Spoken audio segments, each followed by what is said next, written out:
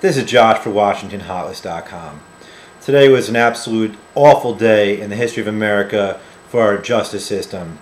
Scooter Libby, who was the chief of staff for Vice President Cheney until he was removed because he was indicted and subsequently convicted and sentenced to jail, had his sentence commuted by the president. Now, this is technically a little different than being pardoned, but in the end, Scooter Libby, who was convicted of a crime, pursued by a prosecutor who was praised in many circles by Republicans, is not going to jail. He's going to get off scot-free like it never happened. It's just, think about what a screwed up country this is, okay?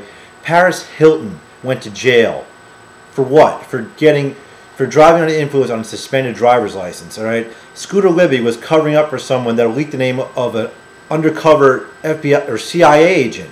So a crime, a federal crime that, think about the whole point of this law. So if someone can't get out as a CIA agent for national security purposes, our country was made less safe by Scooter Libby, okay? And now he's not even going to jail because the president decided that it was excessive. All right, well, it's excessive? Well, fine. Send him to jail for less than 30 months, all right? Bump up his fine. I'm sure he's got plenty of cash. I'm sure the RNC would have no problem fundraising it for him, which I know those are the real people that really wanted it. But for when you see just back-to-back, how do you juxtapose the fact that Paris Hilton went to jail, and I know I'm not wanting to downplay, DUI. I think that's an awful thing, and I'm glad she went to jail. But for Scooter Libby to not go to jail for obstructing justice in a case that compromised our national security, give me a break. It's horrible.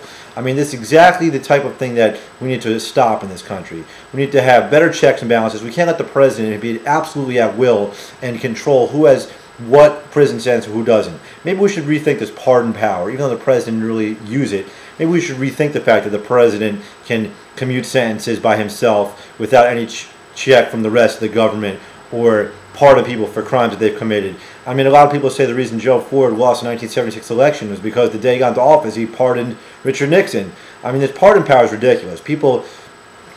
And the funny part is that the pardon power has been used less and less lately, but for Bush to absolutely weasel out, not even give him a full pardon, but give him commutation, because that's what his base really wanted. Who cares what your base wanted? You're leaving office anyway. You're the lamest lame duck of the history of America. You're out of there, pal. Like, how much more can you say we don't care about the law? We do whatever the hell we want. The law's for other people. That's what Valerie Plame lawyer said, and she was right. So this administration thinks that the law is for other people, and that's exactly what this message sends. In America, the law only applies to some people, not everybody. There is no equal justice. There's laws for you and I, and there's laws for the connected and the rich and the special interests and the privileged. And this is an absolute epitome of it. This is a perfect example of it. And Scooter Libby is a criminal convicted by a jury and should go to jail. Paris Hilton went to jail. Scooter Libby should definitely go to jail. What a perverse system of justice we have in this country.